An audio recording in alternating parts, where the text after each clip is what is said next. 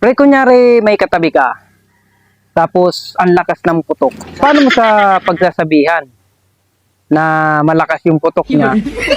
Yung paraan ba na hindi siya masasaktan?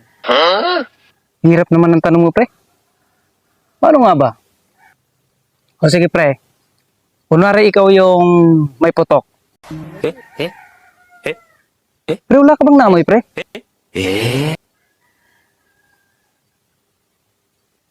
Oo nga.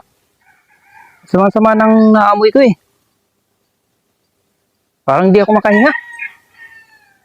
Kaya ito, nagdala ako ng damit pang depensa ba?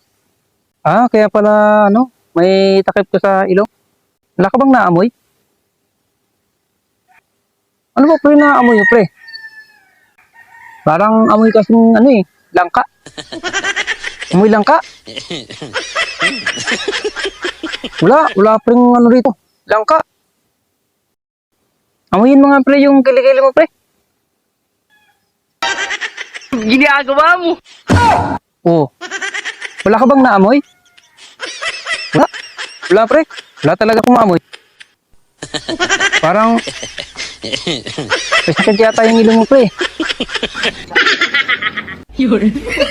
Patingin ka na kaya pre sa doktor. Mahina yung pangamoy mo. Yung sarili mo nga pre, di mo na maamoy eh.